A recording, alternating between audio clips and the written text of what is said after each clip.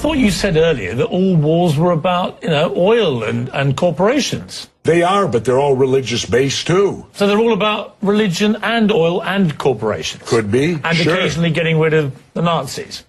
Yeah. So my point is well, that the wars can be over many things. The Nazis was religious too. Look what they did to the Jews. So that brought religion in. Vietnam was religious because Diem, our puppet president, and our country brought 100 Christian Vietnamese down to the south to be the government. Well, the southern Vietnamese didn't like these religious characters from up north, so they then became the Viet Cong.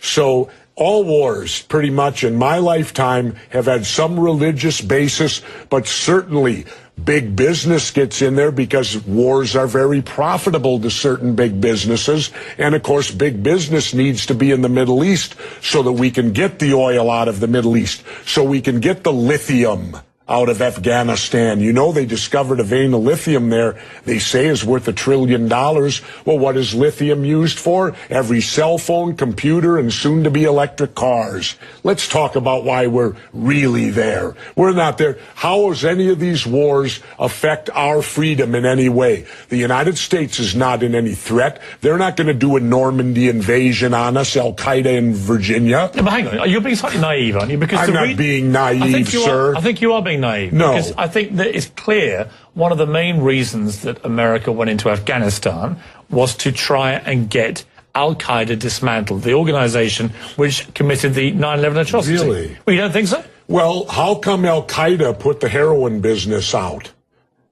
They took all the poppy growers and stopped the production of heroin. What would you have done? Wait, now how much of that illegal heroin was propping up the international banks with laundered money, and when it dried up, the first recession happened? Well, now that we're back in there, we aligned with the poppy growers, and the heroin business is back up full swing again. I thought we fight a war on drugs here. All right, Jesse, we're not. What would you have done on September the 12th, 2001? What would you have done if you'd been president?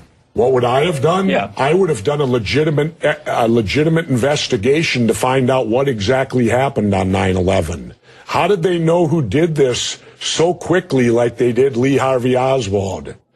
How quick they knew Lee Harvey Oswald killed Kennedy. Because the people who did it were identified and we knew who they were. Well, then why couldn't we have stopped them beforehand if they were identified and we knew who they were? It was a failure of intelligence. Everyone's accepted No, it that. wasn't. We knew before with Condoleezza Rice's memo on August 6th when it stated right in the memo, bin Laden to steal planes and run them into buildings. And more stuff is coming out now also, how much the Bush administration ignored the intelligence. It was almost like they ignored it because they wanted it to happen. Oh, come off it, Jesse. No, not oh, come off it. Wait a minute. Every war fought starts with a false flag operation. You can't, in all seriousness, sit there and try and make out anybody. Okay, let me ask you this, Piers. Wait a minute. Let me ask you something. How much studying have you actually done of 9/11 other than what the government's told you and what mainstream media has told you? I've been studying it 4 years. I was editor of a national newspaper. I've talked to people. Wait a minute. In depth every day for 5-6 months. Really? So I know a lot about it. Well, one thing I do know is, let me ask you this then. You cannot say that any member of the Bush administration knew it was going to happen or wanted it to happen. It's a ridiculous thing to say. Ridiculous. Okay, let's talk about your BBC.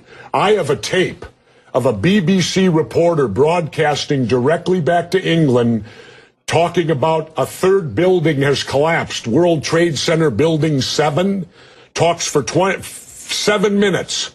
All the while she's talking, World Trade Center Building 7 is still standing right behind her. It didn't fall for another half hour. Yet they were doing a pre-broadcast back to England that, yes, it's true, you need to that this building fell and it hadn't fallen yet. If you're trying to make out the British Broadcasting Company, one of the most respected news organisations in the world, was inventing huge buildings falling over, you need to have a break, Jesse. We'll come back after the break. Fairly heated debate about various theories that you have about 9/11 and so on. Let's move on to... and the government only has a theory.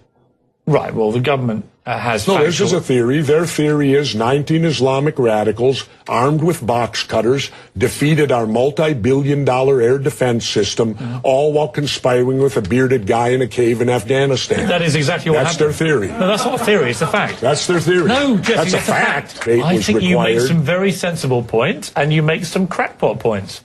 That's your opinion. Yes. How many people here think I make crackpot points? Yeah? One. How many think I make sensible points?